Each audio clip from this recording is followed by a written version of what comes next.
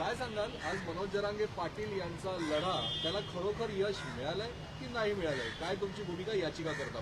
जय श्रीराम, जय श्रीराम, जय श्रीराम, जय श्रीराम, जय श्रीराम, जय श्रीराम, वंदे मातरम, वंदे मातरम, वंदे मातरम, वंदे मातरम, वंदे मातरम. वंदे मातरम.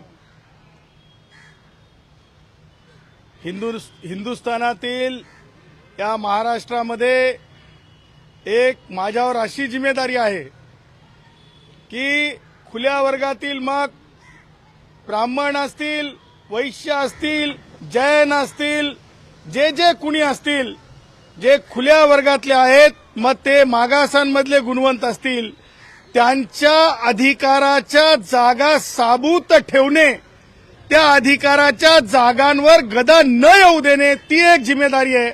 त्यासोबतच जे मागास, खरे मागास आहेत, म्हणजेच जे लोहार भाऊ असेल, घिसडी भाऊ असेल, जे दगडं फोडत राहते, लोहार भाऊ असेल की तळपत्या उन्हामध्ये घाम गाळत लोखंडाला धार करत असते, मग तो वडार भाऊ असेल, मग तो सुतार भाऊ असेल, पटाशी घेऊन आपलं काम करत असते, मग तो नावी भाऊ असेल, तो कष्ट करत राहतो, मग तो मसनजोगी भाऊ असेल, मग तो मंदिरवाला भाऊ असेल, मग तो वेगवेगळे जे जात समूह आहेत, जे म्हणजे जे कष्टाच्या आधारे मागास सुद्धा आहेत, सामाजिक मागास आहेत, त्यांच्या जागा, त्यांची गुणवत्ता एका विशिष्ट स्तरावर आणण्यासाठीची भारतरत्न डॉक्टर बाबासाहेब आंबेडकरांच्या विचाराचं जे संविधान आहे, जे प्रभू श्री रामचंद्राच्या समानतेच्या आधारावर, नीतीच्या आधारावर सामान्य हिंदुस्थानाला न्याय देण्यासाठीच आहे, त्याच्यासाठीची आमची पैरवी आहे, त्याच्यासाठीचं माझं आणि डॉक्टर जयश्री पाटलांचं रक्षणाची जिम्मेदारी आहे. म्हणून मला आज असं सांगायचं आहे की माझे मराठा भाऊ जे म्हणजे ईडब्ल्यूएसच्या आरक्षणाचे लाभदायक आहेत, ते लाभापासून कोणी त्यांना वंचित करण्याच्या दृष्टीनं उभारलेलं हे आंदोलन होतं असं मी समजतो. परंतु आज जर आपण जे नोटिफिकेशन पाहिलं तर ते नोटिफिकेशन नोटीस आहे आणि म्हणून एकूण सगळ्या बाबींना सोबत घेऊन माननीय उच्च न्यायालयामध्ये लवकरात लवकर म्हणजे काय काय चालू आहे मागास आयोगापासून ते अधिकारांच्या रक्षणापर्यंत या सगळ्या गोष्टींसाठी जे आहे लवकरच न्यायालयाचं दार ठोठावण्यात येईल. तुम्ही परत कोर्टात जाणार, पण कोणत्या मुद्द्यावर? तुम्ही आता जसं बोललाय की हा अध्यादेश नाही तर ही नोटीस आहे, तुम्हाला म्हणायचं काय की मराठ्यांच्या तोंडाला ताळा बसतीये? ईडब्ल्यूएस मध्ये त्यांचा समावेश दूर झालाय. हे पहा, ज्यांनी हे उभं करण्याचा प्रयत्न केला, ज्यांनी याच्यामध्ये पाणी ओतण्याचा प्रयत्न केला, ते रोहित पवार, जे आझाद मैदानात सगळ्यांनी डोळ्यांनी पाहिले, तो संजय राऊत आणि तो निखिल वागळे, त्यांनी स्वतःची जागा तपासावी. दुसऱ्यांना टुकार आणि माझ्यावर टीका करणाऱ्या चाटूंना मला बोलण्याचा अधिकार नाही आणि ह्या अशा चाटूंनी, संजय राऊत असतील किंवा तो निखिल वागळे असेल, अशा चाटू लोकांनी जे आहे हे असं भरीव घालून माझ्या सामान्य मराठा भावांना, माझ्या सामान्यातल्या सामान्य कष्ट करणाऱ्या मराठा भावांना त्यांची एनर्जी जी आहे, अशा प्रकारे मला असं वाटतंय की त्यांची एनर्जी फार महत्वाची आहे. कष्टकऱ्यांची ती एनर्जी आहे. ती एनर्जी पाहता आणि आत्ताची विद्यमान संविधानिक परिस्थिती पाहता मला असं वाटतंय की मराठा भावांनी जे पुस्तक आहे, ज्या पुस्तकाला आपण म्हणतो की कायदा आहे, त्या कायद्याचं वाचन करावं आणि त्या कायद्यातली कलमं पाहावीत, म्हणजे ज्यामुळे त्यांना स्पष्टपणे समजेल की ही काय परिस्थिती आहे आणि काय प्रकार आहे.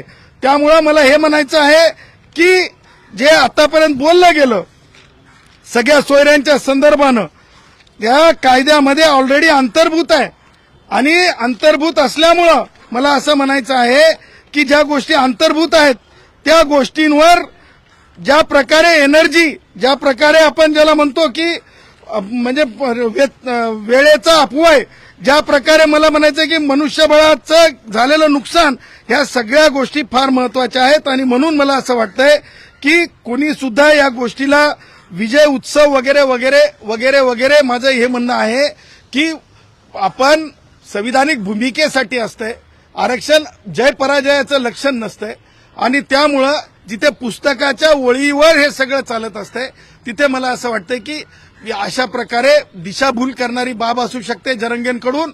आणि मी 17 दिवस उपोषण केलेला माणूस आहे जेलमध्ये. मला माहिती आहे डॉक्टर जे असतात सरकारी असतात, खाजगी डॉक्टरांकडून तपासणी करून मी किती वीक झालोय मी कधी सांगितलेलं नाही.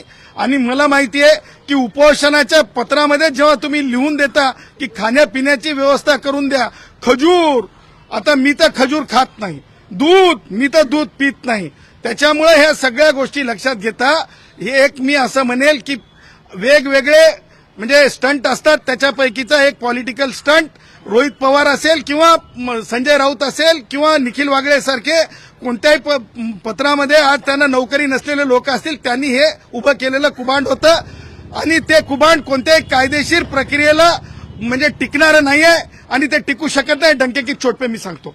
राज्य सरकार वारंवार सांगते की आम्ही ओबीसी आरक्षणाला धक्का लागू देणार नाही, पण आता मराठा समाजाला बॅकडोर एंट्री दिली ओबीसी समाजातून, तर तुम्ही हे सरकारची या भूमिकेवर तुमचं काय मत आहे? कशाची एंट्री, कशाची बॅकडोर आणि फ्रंट डोर अशी काही एंट्री नसते, संविधानिक भूमिका असते.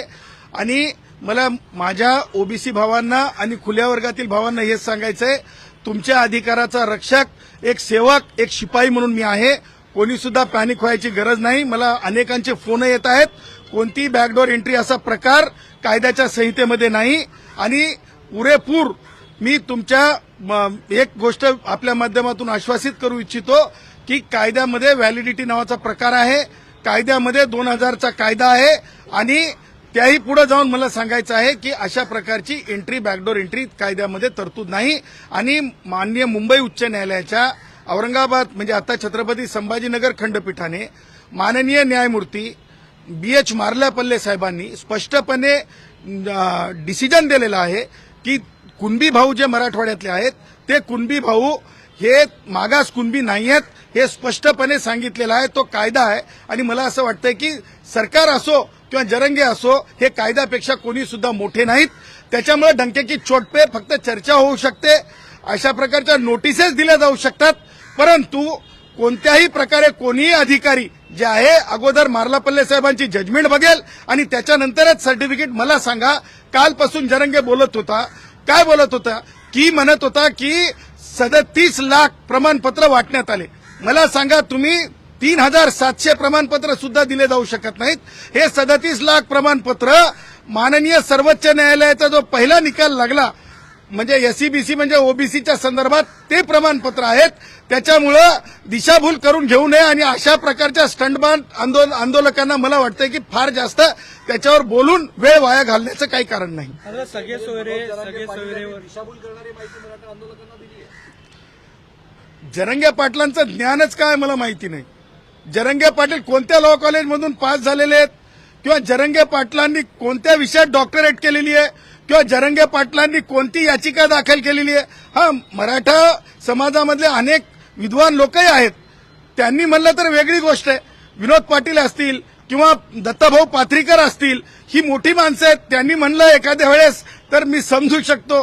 परंतु जरंगे काय म्हणताय याच्यावर तुम्ही पत्रकारांना म्हणजे काय म्हणतात ते TRP मिळू शकते, परंतु आमच्यासारखी कायद्याचं पुस्तक वाचणारी माणसं मात्र आमच्या मर्यादेत काम करणारी आहोत. तुम्ही म्हणताय नोटीस दिलेल्या, मात्र सगळे सोयरीची व्याख्या सरकार बदलू शकते. अहो, ते ऑलरेडी अंतर्भूत आहे, ब्लड रिलेटिव्ह लिहिलेलं आहे. मी तुम्हालाच पर्टिक्युलरली आता वर दाखवलं की ब्लड रिलेटिव्हचा अर्थ काय, आजोबा कोण आहे, डिस्टंट रिलेटिव्ह आहे की ब्लड रिलेटिव्ह आहे, बाप कोण आहे, डिस्टंट रिलेटिव्ह आहे की ब्लड रिलेटिव्ह आहे, चुलत भाऊ कोण आहे, डिस्टंट रिलेटिव्ह आहे की ब्लड रिलेटिव्ह आहे. काही नवीन नाही, सगळं जुनंच आहे कायद्यातलं. त्याच्यामुळं हे जो कायद्याचा जो प्रकार आहे, ह्या कायद्याच्या प्रकाराला सूक्ष्मपणे अभ्यास केला पाहिजे आणि मला असं वाटतं की याच्यामध्ये फार हुरळून कोणी जाण्याची गरज नाही. आणि माझ्या ओपनमधले भाऊ असतील ज्यांच्या जागा मी कमी होऊ देणार नाही, त्याचबरोबर ओबीसीतले भाऊ असतील त्यांनी सुद्धा चिंता करण्याची गरज नाही. संविधानाचं पुस्तक आपल्या सोबत आहे, असं काही गैर होऊ दिला जाणार नाही. आणि सरकारचं दायित्व आहे की कोणत्याही परिस्थितीमध्ये काही गैर ओबीसींसोबत असेल किंवा ब्राह्मणांपासून ते खुल्या वर्गातील सगळ्या गुणवंतांपर्यंत असेल, कुणासोबत सुद्धा गैर होणार नाही याची काळजी सुद्धा सरकारने घेणे आवश्यक आहे. पण जर जरंग्यांची ही जर मागणी सरकारनं कायदेशीर मार्फत केली आंबेडकरांनी, तिलाच काय अर्थ राहणार नाही. नाही नाही, मला एक सांगा, कोणती व्याख्या? ब्लड रिलेटिव्ह अहो, या ऑलरेडी ब्लड रिलेटिव्ह म्हणजे काय? तुमच्या चुलत भावाला जर प्रमाणपत्र पाहिजेच असेल तर तुम्हाला अफिडेव्हिट देण्याची तरतूद आहे. ती तरतूदच आहे ना, कायद्यातच तरतूद आहे. तुम्हाला सांगतो खासरा पाणी असेल, तुम्हाला सांगतो ती ऑलरेडी तरतूद आहे. नवीन काय? मला नवीन फक्त दिसलं की एक गोष्ट तर मी म्हणजे खुल्या अंतकरणानं मान्य करतो आणि तुम्ही मान्य करायला पाहिजे आणि जरंग्यांनी मान्य केली पाहिजे की माननीय उच्च न्यायालयामध्ये कायदेशीर प्रक्रिया पूर्ण केल्याच्या नंतर जे प्रतिबंध घालण्यात येतात ते पाळावेच लागतात. नवी मुंबईत थांबावं लागतंय, मुंबईमध्ये येताना विचार करावा लागतं. ह्या सगळ्या गोष्टी ज्या आहेत कायदेशीर आहेत, संविधानिक आहेत. त्याच्यामुळं प्रत्येकाला कायद्याच्या चौकटीत राहावं लागेल, तो मग कोणी किती मोठा जरी असला तरी. धनगरांचा प्रवर्ग बदलण्याच्या मागणीला तुमचा पाठिंबा आहे का? हा? धनगरांचा प्रवर्ग बदलण्याच्या तो विषयच आणखीन चर्चेला आलेला नाही, त्याच्यामुळे नो कॉमेंट्स. म्हणजे आजघडीला ओबीसी आरक्षणाला कसलाही धक्का लागलेला असं गृहीत धरू शकतो. अहो मला सांगा, माननीय उच्च न्यायालयाच्या औरंगाबाद खंडपीठाने 226 या आर्टिकलच्या संविधानिक अधिकारामध्ये दिलेला निकाल आजच्या नोटीस सुपरसीड करू शकते का? मला सांगा, उच्च न्यायालयाचा निकाल वरती आहे की तुम्ही काढलेली नोटीस वरती आहे? सिंपल गोष्ट आहे. थोरात विरुद्ध महाराष्ट्र शासन त्या केसचं नाव आहे. माधुरी पाटील विरुद्ध कास्ट स्क्रुटिनी कमिटी ठाणे या केसचं नाव आहे. त्याच्यामध्ये दिलेले 10 डायरेक्शन्स आहेत, ते तुम्ही टाळू शकता का? कोणी टाळू शकत नाही. एकही प्रमाणपत्र त्या चुकीच्या पद्धतीने दिलं जाऊ शकत नाही. माधुरी पाटीलची जजमेंट ही कंकरंट आहे. आणि डॉक्टर जयश्री पाटील विरुद्ध महाराष्ट्र मुख्यमंत्री याच्यामध्ये काय काय लिहिले माहितीये तुम्हाला? मी काल 5 वाजेपर्यंत सकाळी अभ्यास करत होतो, सोमवारची तयारी करत होतो. सुकरेंच्या बाबतीतला निर्णय असेल किंवा सुकरेंचे घेतलेले निर्णय असतील ते उच्च न्यायालयात नेणे आणि आजची विद्यमान परिस्थिती उच्च न्यायालयात नेणे. त्याच्यात काय सांगितलेलं आहे? रिसेंट जजमेंट आहे 2023ची, त्याच्यामध्ये जयश्री पाटलांचा उल्लेख आलाय आणि त्या जजमेंटमध्ये स्पष्टपणे सांगण्यात आलेलं आहे की जे सत्ताधारी आहेत, परत सांगतो, ऐका हो ऐका, सरकार ऐका, परत सांगतो, त्या जयश्री पाटलांच्या जजमेंटमध्ये काय सांगितलंय व्यवस्थित वाचा. जयश्री पाटलांच्या जजमेंटमध्ये सांगितलंय ज्यांच्याकडे सत्ता आहे, ज्यांच्याकडे राजकीय पद आहेत, त्या समूहाच्या बाबतीमध्ये जे आहे आरक्षणाचा विचार ज्यांच्याकडे मेजॉरिटी पद आहे त्यांच्या बाबतीमध्ये करणं किती योग्य आणि किती अयोग्य हे स्पष्टपणे सांगितलेलं आहे. तेव्हा आजही तुम्ही बघा किती टक्के IAS अधिकारी आहेत, किती टक्के IPS अधिकारी आहेत, किती टक्के क्लास 1 ऑफिसर आहेत, किती टक्के जे आहेत मंत्रालयामध्ये विखे पाटलांसारखे मंत्री आहेत. त्याच्यामुळं सत्ता कोणती असो, विखे पाटील मंत्री असतात की नाही सांगा. त्याच्यामुळं सांगायचं तात्पर्य हे आहे की अशी व्यवस्था असताना इव्हन मागास जाहीर करता येत नाही, हे सुद्धा न्यायिक दृष्ट्या आर्टिकल 144 भारतीय संविधानाच्या नुसार कंकरंट फाइंडिंग आहे. कंकरंट डायरेक्शन म्हणण्यापेक्षा मी म्हणेल कायदा आहे आणि तो कायदा सरकारला मानावा लागेल. आणि सेवानिवृत्त न्यायमूर्ती सुकरेंना मी परत सांगेल की त्यांनी जो रेफरन्स स्वीकारलेला आहे तो रेफरन्स त्यांनी सरकारला वापस पाठवावा अशी माझी त्यांना विनवणी आहे. आता याला तुम्ही आव्हान देताय. मुद्दा स्पष्ट करा. तुमच्या बोलण्यात तुम्ही एक मुद्दा उल्लेख केलाय की नोटिफिकेशन नाही, म्हणजे हा अध्यादेश नाही तर नोटीस आहे. मला एक सांगा, अध्यादेश व्हायचा असेल तर आधी नोटीस जारी करायची, हेच तर आहे. ऐका ना, हा बरोबर. हो, आता जर का ती प्रोसेस यांनी सुरू केलेली आहे, आणखी अध्यादेश होईल, परावर्तित होईल, अशा प्रकारचा ऍश्युरन्स सुद्धा मुख्यमंत्र्यांनी व्यासपीठावर दिला आहे, तर मग त्यावर विश्वास ठेवला पाहिजे ना. शेवटी राज्याचे प्रमुख आहेत मुख्यमंत्री, त्यांच्यावर मग मनोज जरांगे पाटील यांची फसवणूक झाली असं कसं म्हणतात? ज्येष्ठ पत्रकारांनी ती नोटीस उघडल्याच्या नंतर पहिला पॅरेग्राफ वाचा. पहिल्या पॅरेग्राफमध्ये कोणत्या अधिकारांचा वापर करण्यात आलाय तो नंबर बघा. तो नंबर थेट अधिकारवाणी तुम्हाला नोटिफाय करण्याचे अधिकार देते. परंतु BH मार्लापल्ले सन्माननीय न्यायमूर्ती यांचा निकाल थोरातांच्या केसमधला नोटिफिकेशन काढू देऊ शकत नाही, कारण ते मर्यादा आहेत. अगोदर ती ऑर्डर चॅलेंज होऊन सेट असाइड जोपर्यंत होत नाही तोपर्यंत माझ्या मराठा भावांना मराठवाड्यातल्या कुणबी म्हणून, मागास कुणबी म्हणून प्रमाणपत्र देता येत नाहीत. नोटीस आहे. थोडक्यात स्पष्ट करा की सरकारनं मनोज जरांगे पाटील यांना आश्वासन देताना कंटेम्प्ट ऑफ कोर्ट करायची सुरुवात केली आहे. सगळ्यात अगोदर तर मला हे म्हणणं आहे की जरंगेंनी स्वतःच कंटेम्प्ट ऑफ कोर्ट केलेलं आहे, कारण सर्वोच्च न्यायालयाचा निकाल असताना आणि एकूण फाइंडिंग्स कंकरंट असताना ज्या प्रकारे आंदोलन करून म्हणजे काल मला नवी मुंबईतूनही लोकांचे फोन आले, आपणही पाहिलं ज्या प्रकारे त्रास द्यायचा हेतू होता तो अशुद्ध हेतू होता आणि क्लीन हँड जर असतील तरच कायदा सपोर्ट करते, क्लीन हँड नसतील तर कायदा सपोर्ट करत नाही. त्याला आता तुम्ही आव्हान देणार हे अहो सोमवार येऊ द्या, लोकांना आपापल्या घरी जाऊ द्या शांत चित्तानं, सोमवारची वाट बघा. दुसऱ्या बाजूला जर पाहायला गेलं तर ह्या आरक्षणावरून तुमची सिक्युरिटी आहे ती वाढवण्यात आलेली होती. यानंतर आता मनसे टीका करते की दर महिन्याला 20 लाख रुपये खर्च तुमच्या सिक्युरिटी होते, सरकारचे जावं आहेत काय, अशा शब्दात टीका करते. ते काय जावं येत काय, ते कॅमेरे लावलेत, ते ह्याच्यावर किती खनखन खनखन खटखट खटखट खट नोटा मोजल्या चालल्यात, हे बघण्याला ते कोण आहेत, त्यांचा राज ठाकरे काय मालक झालाय का, राज ठाकरेचं कर्तृत्व काय, राज ठाकरेची पार्श्वभूमी काय, असं बोलायला गेलं तर खूप बोलू शकतो. आज तो वेळ नाही, आज तो विषय नाही.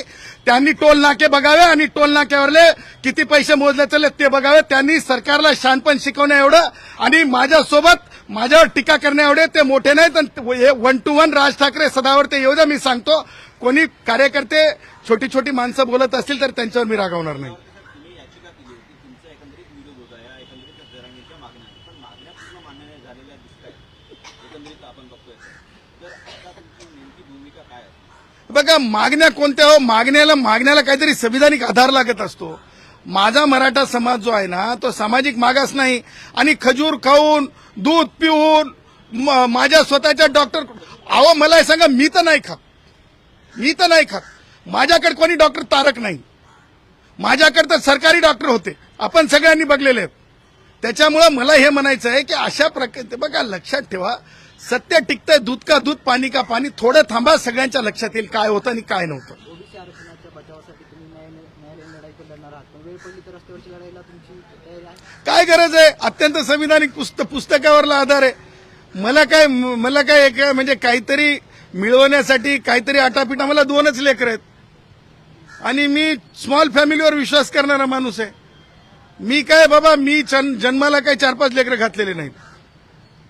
जरांगे संपूर्ण राज्यातील लेकरा बाळांचा विषय मानतात, स्वतःचा बी आहे ना त्यांचे बी तर लेकरं शिकायचे, 4ही लेकरं, पण ते तरतूद आहे का, त्या कायद्यामध्ये तरतूद आहे का?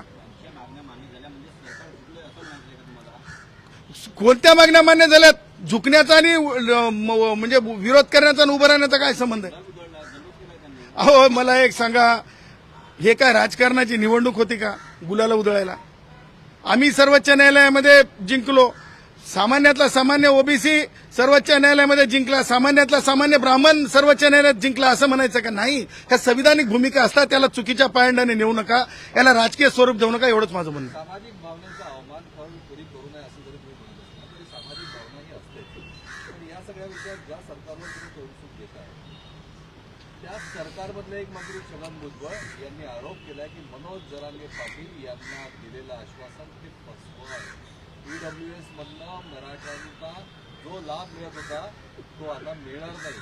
कायद्याच्या अभ्यासकात तुम्ही, संविधानाच्या अभ्यासकात, आरक्षणाच्या अभ्यासकात छगन भुजबळ यांच्या आरोपामध्ये तथ्य आहे, काय सांगाल? नाही, भुजबळ साहेबांनी जे सांगितलंय की ईडब्ल्यूएस पासून मराठा समाज वंचित होत आहे, जिथे 10% जागा स्पष्ट होत्या त्या जागांपासून मराठा समाज वंचित होत आहे, हे काही वेगळं सांगण्याची गरज नाही. आणि राहिला प्रश्न ओबीसी मधून मला सांगा प्रमाणपत्र कसे मिळणार? ओबीसी मधून प्रमाणपत्र मिळणं हे दुर्लभ गोष्टी आहेत. कारण म्हणजे भुजबळ साहेबांनी थोरातांची जजमेंट जर वाचली तर एकही तहसीलदार, मला सांगा कोण तहसीलदार आहे आज? मला सांगा, जे जरंगेंच्या बाबतीमध्ये तुम्ही चॅनलवाल्यांनी मुलाखत घेतली, विभागीय आयुक्त छत्रपती संभाजीनगर, 35व्या सेकंडला त्यांनी काय सांगितलं? परवाच्या दिवशी त्यांनी सांगितलं की 32,000 नोंदी.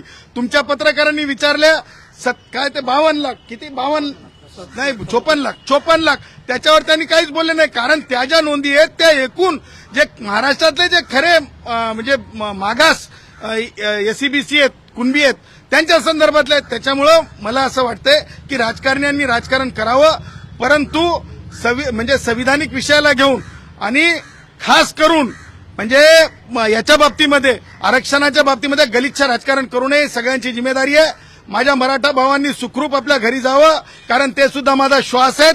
आणि हेच म्हणेल की ह्या पुढं पुस्तक वाचाल तर वाचाल, नाहीतर चुकीच्या मार्गानं चुकीच्या मार्गानं वेळाचा अपव्यय चुकीच्या मार्गाने स्वतःला त्रास करून घेणं आहे. या व्यतिरिक्त जरंगेच्या आंदोलनात फार जास्त आहे असं मला वाटत सर नाही. तुमचं हे आवडतं सरकार आहे, अनेक निर्णयाला तुम्ही पाठिंबा दिलेला आहे.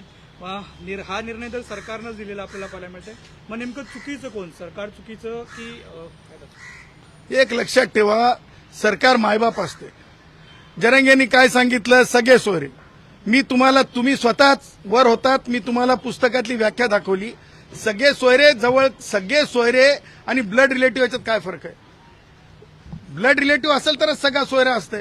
त्याच्यामुळे मला असं वाटतं, मला चुकीचा मराठी म्हणजे याचा शब्द वापरायचा नाही आपल्या गुराखी भाषेतला, कारण मी गुराखी साहित्याचा अभ्यासक आहे. त्याच्यामुळं म्हणजे कडीला ऊत वगैरे मला म्हणायचं नाही.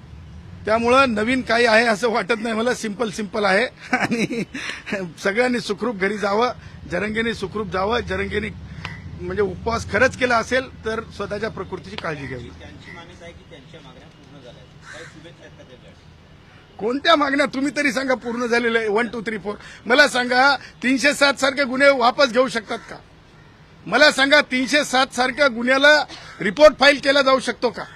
मला सांगा पोलिसांवरील म्हणजे हल्ले याच्यावरले गुन्हे मागे होऊ शकतात का? मला सांगा सर्वोच्च न्यायालयाने एसटी महामंडळाच्या बसेस फोडलेल्या बाबतींमध्ये काय निर्देश आहेत? कोणाच्या खिशातून पैसे वसूल करायचे? मला सांगा माझ्या गाडीचे काच फोडले ते पैसे कोणाच्या खिशातून वसूल करायचे? हे सगळे पैसे जो माणूस आंदोलनाची घोषणा करतो, जो माणूस आंदोलनामध्ये सहभागी होतो, ह्या सगळ्यांकडून वसूल करायचे. मला नाही वाटत की त्याच्यातले कोणते गुन्हे वापस होऊ शकतात.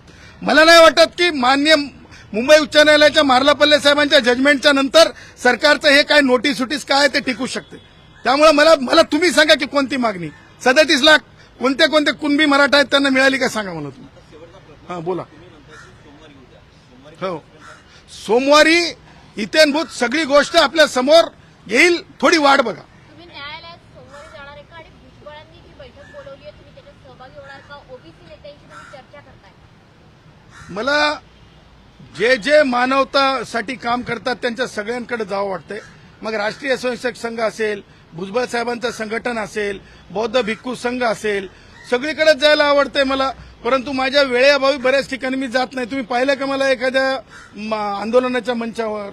त्यामुळे सांगायचं तात्पर्य हे आहे की मी सगळीकडे जाणारा माणूस आहे, परंतु वेळेअभावी मी गेलो नाही याचा अर्थ मी त्यांच्यापासून वेगळा असं समजू नये. एक शेवटचा प्रश्न, आझाद मैदानावर जो जल्लोष आहे तर ते मराठा आंदोलन डंकेची चोट आरक्षण मिळवलं असं प्रतिक्रिया देतात. डंके की चोट पे तर माझी ताई सुप्रिया ताई सुद्धा बोलली.